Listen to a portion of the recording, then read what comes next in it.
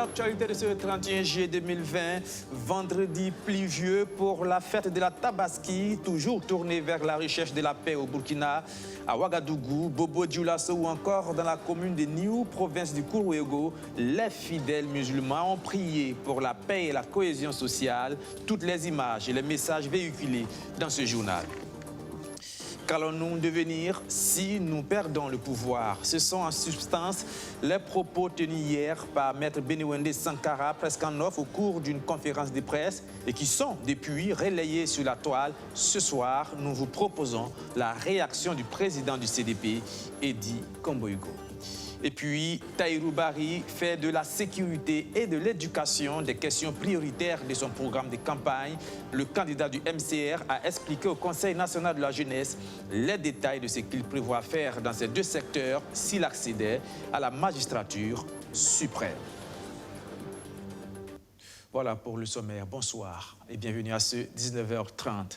Malgré la pluie matinale de ce vendredi, eh bien, les fidèles musulmans n'ont pas manqué de sacrifier à la prière de la Tabaski, à la place de la nation comme d'accoutumés, autorités religieuses musulmanes, mais aussi représentants de l'Église catholique et chefs coutumiers ont tous prié ensemble pour la paix et la cohésion sociale au Burkina. Arsène Konditamde. La pluie qui s'est abattue sur Ouagadougou dans la matinée de ce 31 juillet n'a pas eu raison de la grande prière de l'Aïd el-Kébir. La communauté musulmane s'est prosternée devant Allah pour la paix et la cohésion sociale au Burkina Faso. Allahu Akbar. Allahu Akbar. Aujourd'hui, le Burkina Faso vit des épreuves liées à la cohésion sociale qui aujourd'hui nous posent des problèmes. Avant que l'islam ou les religions n'arrivent au Burkina Faso, la cohésion, la fraternité était quelque chose de vécu et qu'aujourd'hui, la religion ne doit pas être une source ou une raison pour diviser les Burkinabés. Nous sommes dans une période très sensible parce que bientôt, nous serons en période électorale et il a invité les uns aux autres à avoir un message de cohésion, un message de paix, un message qui soulage pour qu'enfin, à la fin des élections, les Burkinabés se retrouvent ensemble pour construire un pays fort. Comme l'exige la coutume islamique, l'imam Abdallah Ouedraogo a offert un bélier en sacrifice à Allah. Des délégations des autres communautés religieuses et du gouvernement ont fait le déplacement de la place de la nation. Tous sont venus témoigner leur soutien à la communauté musulmane en ce jour si important. Des chrétiens ici, à la fête de la Tabaski, est une présence de fraternité, une présence d'amitié. Vous savez ce que les musulmans commémorent, c'est le sacrifice d'Abraham. Pour les chrétiens comme pour les musulmans, Abraham c'est le père des croyants. Il a obéi à Dieu jusqu'à offrir son fils. Les musulmans disent qu'il a tué, il a offert Ismaël, nous disons que c'est Isaac, mais c'est le même sacrifice. Alors il laisse vraiment une grande leçon à tous les croyants du monde entier. Et à travers la présence des membres du gouvernement ici, c'est pour témoigner aux musulmans qui sont à Bobo, qui sont à Orodara, qui sont à Diapangou, etc., que le gouvernement suit avec intérêt leur prière pour ce pays, leur espoir pour ce pays, pour que nous trouvions la paix, pour que nous puissions sortir de cette situation sanitaire difficile. L'Aïd el-Kébir est une fête qui commémore le sacrifice d'Ibrahim. Elle rappelle la dévotion et l'obéissance du musulman vis-à-vis de son créateur. Elle se tient tous les ans au cours du dernier mois du calendrier musulman et marque la fin du Hajj. La recherche de la paix, c'est aussi le sujet de prière principal que les fidèles musulmans ont fait monter vers le ciel ce vendredi de Tabaski à Bobo-Dioulasso, surtout Justin Dabiré. Les prières, le sermon du grand imam de la grande mosquée de Dioulasso-Ba, les bénédictions et le sacrifice du mouton ont été les temps forts de cette grande prière de l'Aïd el-Kébir. Les musulmans du Burkina célèbrent cette année la fête de la Tabaski dans un contexte marqué par une crise sécuritaire difficile et sanitaire due à la pandémie de la Covid-19. L'imam Siaka Sanou, qui a dirigé la prière, a fait des bénédictions pour la paix, la cohésion sociale et la fin de la pandémie du coronavirus au Burkina Faso et dans le monde. Ce sont aussi les prières de l'imam Mahama Sanou qui appelle à l'union de tous pour le bonheur du Burkina Faso. Nous prions jour et nuit pour que cette maladie et autres maux qui sévissent au Burkina Faso finissent à jamais, que le Burkina Faso retrouve sa quiétude. Et cela ne saurait se faire sans l'implication de toutes les filles et fils du pays. Que tous parlions le même langage et travaillons main dans la main. Laissons tomber les intérêts politiques, nous cherchons tous le meilleur pour ce pays. Et pour cela, il faille que et le pouvoir et l'opposition travaillent ensemble, se pardonnent, et c'est alors que Dieu exaucera nos prières. Les fidèles musulmans ont aussi prié pour la paix et la sécurité au Burkina Faso. Et demander le Tout-Puissant de nous épargner de l'ensemble des difficultés qui minent aujourd'hui notre société, notamment le terrorisme, notamment cette maladie de coronavirus. Je prie pour le Burkina Faso et j'aimerais que l'ensemble des fidèles musulmans, avec les sacrifices spécifiques d'Abraham, ces sacrifices de moutons, puissent être aujourd'hui le communément d'une paix au Burkina Faso. Bon, c'est une aubaine, en ce sens que la fête s'est passée et puis ça nous a trouvés, on est en bonne santé. On rend grâce à Dieu pour ça. Ça s'est passé dans la joie, dans la paix et surtout dans la sécurité. Les autorités administratives, politiques, coutumières et religieuses de la région des Hauts-Bassins étaient présentes à cette grande prière de la communauté musulmane de Bobo. Elles sont venues, selon le gouverneur des Hauts-Bassins, souhaiter une heureuse fête de la Tabaski aux musulmans. Les fidèles nous ont rassuré qu'ils ont prié pour la paix au Faso, qu'ils ont prié pour la santé et la sécurité dans notre pays, parce que notre pays en a besoin dans ce contexte-là. Et je suis certain que Dieu va exaucer leurs prières et que le pays va retrouver sa sérénité et la paix d'antan pour continuer toujours le développement. Après la prière, la fête se poursuit en famille avec le sacrifice du mouton qui sera ensuite consommé par les membres de la famille. La tradition veut que les musulmans gardent un tiers du mouton pour eux-mêmes, offrent un tiers aux amis et aux voisins et le dernier tiers en aumône pour les nécessiteux. Dans la province du Kourouégo, notamment dans la commune de Niour, on a aussi prié pour la paix parmi les fidèles musulmans. Un invité de marque, le ministre des Affaires étrangères, Alpha Bari. Abdourazak Traoré. En sacrifiant ce bélier attrayant et imposant, conformément aux préceptes islamiques, Cheikh Ousmane Ouedraogo se remémore la soumission du prophète Ibrahim à Allah, son Seigneur. Il accepta sacrifier son unique fils Ismaël. Et en récompense pour son obéissance, Allah remplaça le bien-aimé fils par un bélier sur l'autel du sacrifice. Le geste noble qui donne aujourd'hui à l'Aïd el-Kébir tout son sens est au cœur de la fête de Tabaski à Niour dans le Kourouégo. L'imam, en insistant sur des valeurs comme la patience et la soumission à son créateur, s'adresse directement aux fidèles en cette année électorale au Burkina Faso, car pour lui, croire en Dieu, c'est faire preuve d'un sens de responsabilité. Seule l'union fait la force. C'est pourquoi j'invite tous les Burkinabés à l'union, tout en promouvant la cohésion sociale. Car pour qu'un pays puisse se développer, il faut qu'il y ait d'abord la paix et la réconciliation. Et en cette fête de l'Aïd el-Kébir, nous demandons au Tout-Puissant de nous accorder la paix. Nous remercions également Alpha Bari, qui est un fils de la localité, pour son sens du respect. Parmi les fidèles présents ce jour béni du dernier mois du calendrier musulman, une forte délégation des autorités de la province du Kourouégo, conduite par un fils de la localité, Alpha Bari. Le ministre des Affaires étrangères poursuit dans la même dynamique que le cheikh Ousmane Ouedraogo, mettre tout en œuvre pour éviter les violences post-électorales. Que les choses se passent bien, que tout se passe dans la concorde. On sait qu'une élection, c'est une compétition, c'est des adversités, que tout cela se fasse dans la cohésion et dans l'entente. Et c'est d'ailleurs ce que le cheikh a souhaité. Tous ceux qui seront en compétition puissent donc se souvenir des propos du cheikh, à savoir que nous devons faire une compétition saine, une compétition entre frères, entre parents, et qu'après la compétition, on puisse continuer à se retrouver. Outre la paix, la sécurité, les fidèles ont nourri l'espoir de voir une pluviométrie mesurée devant assurer une bonne saison agricole au Burkina Faso. La grande prière de la Tabaski 2020, c'est ici qu'elle a été célébrée et non à la grande place habituelle en raison de la pluie qui s'est abattue sur la commune de Niou.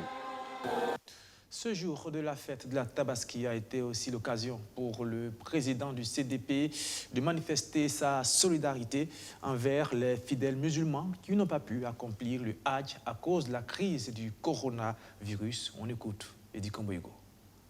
La pandémie du Covid-19 a paralysé le monde entier, entravant ainsi le traditionnel rituel du pèlerinage à la Mecque. Mais la foi et l'espérance traduisent le sens réel du sacrifice que chacun consent quotidiennement dans la grâce du bienfait. J'exprime ma solidarité à vous toutes et à vous tous qui n'avez pas pu vous rendre physiquement en terre sainte pour accomplir l'un des piliers importants de votre cheminement spirituel. L'espérance du pardon se concrétisera dans la détermination de votre foi. Au nom de toutes les militants et de tous les militants du Congrès pour la démocratie et le progrès CDP, et à mon nom personnel, je vous souhaite une bonne fête de l'Aïd el-Kébir.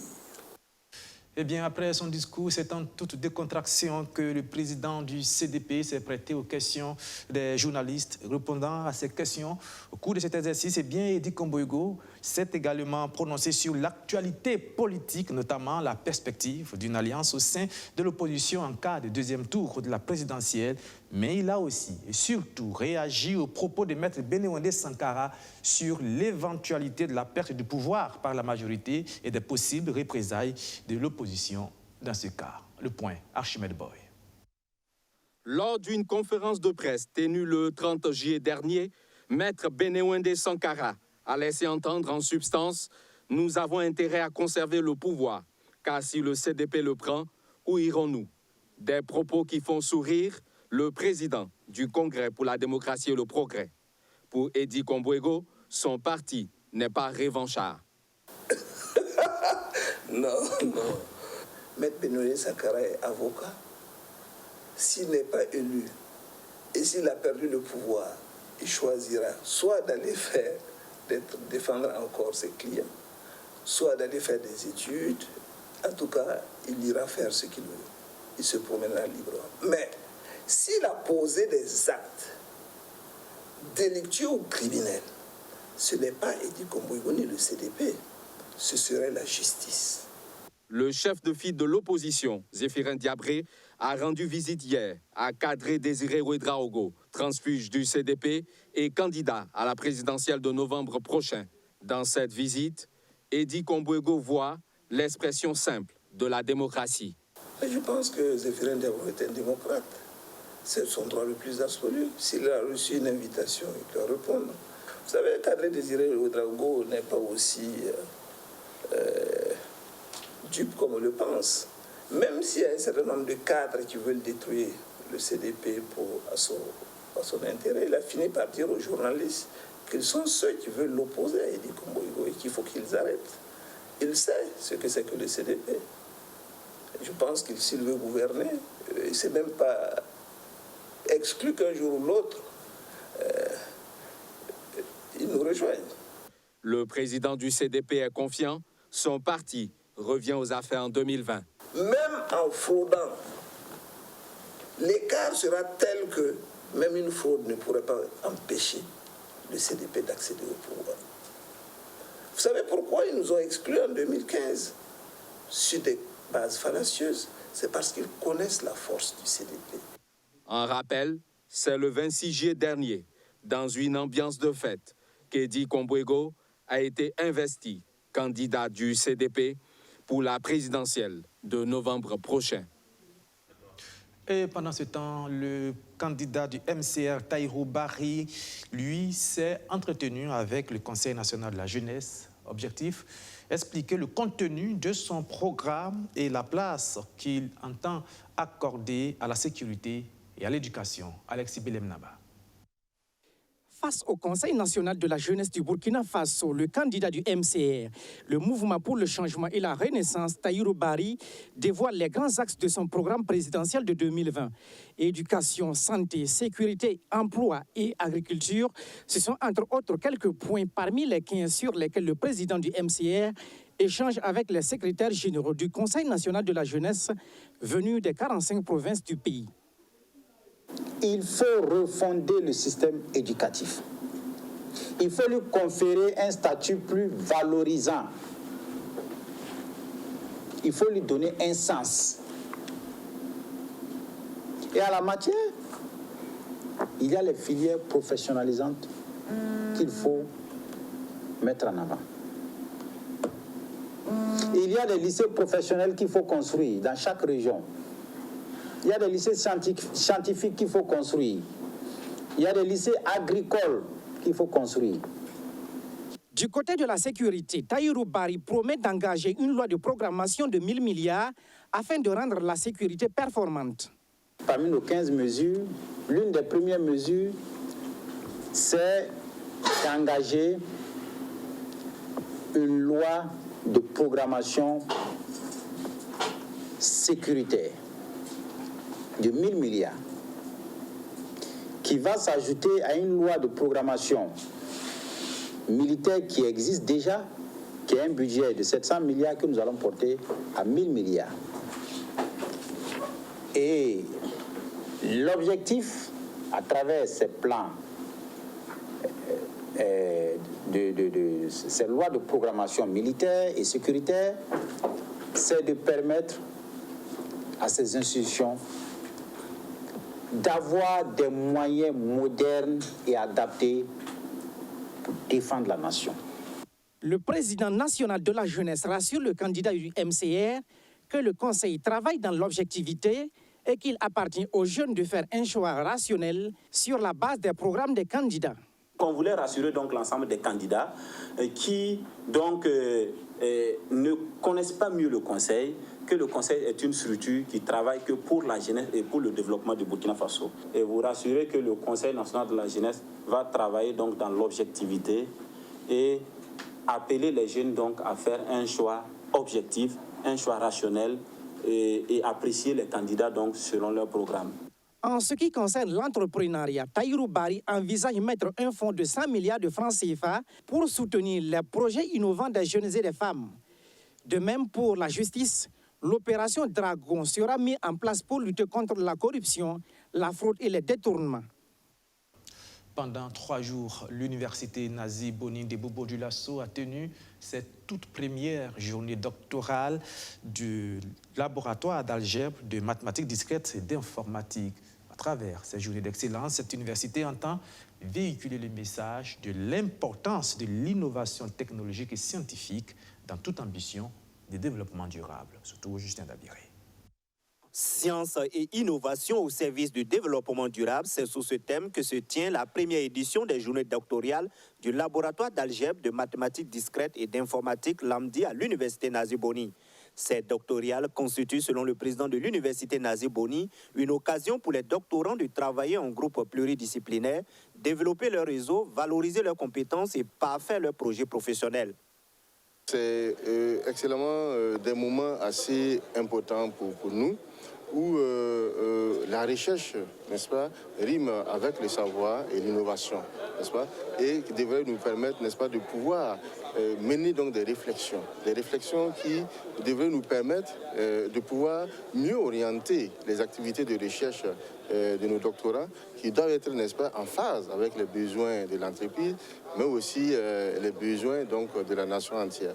Le LAMDI entend par ces journées doctorales expliquer le rôle important de la science dans le développement du pays à travers la recherche scientifique. Au cours donc de ces journées, les doctorants vont exposer leurs recherches pour d'éventuelles appréciations selon le directeur général de l'AMDI. Alors concrètement, chacun des doctorants va exposer de long à large les résultats de ses travaux. Ça peut être des travaux partiels pour ceux qui sont en deuxième année de thèse, ou des travaux un peu plus accomplis pour ceux qui sont en troisième année. Et ça va être soumis donc à tous les encadrants qui sont là, et aussi aux autres doctorants et au public qui est là, pour qu'on apprécie pour qu'on regarde si les doctorants en question sont sur les bonnes directions et comment corriger ce qui ne l'est pas. Alors notre objectif, c'est que justement ces doctorants-là puissent aboutir à des thèses, mais pas n'importe quelle thèse, comme on le dit dans notre langage là, des thèses de bonne facture, c'est-à-dire des thèses qui sont internationalement reconnues, valables et utiles pour le développement de notre pays. Une initiative appréciée des doctorants pour qui cette rencontre constitue un cadre d'échange, de connaissances et de partage d'expériences. Une rencontre, ça te permet de rencontrer d'autres personnes qui peut-être qui travaillent un peu dans le même sens dans les mêmes thèmes que tu fais, et tu pourras échanger avec ces personnes, partager des connaissances avec d'autres personnes. Et donc, moi, je dis que c'est une très belle initiative.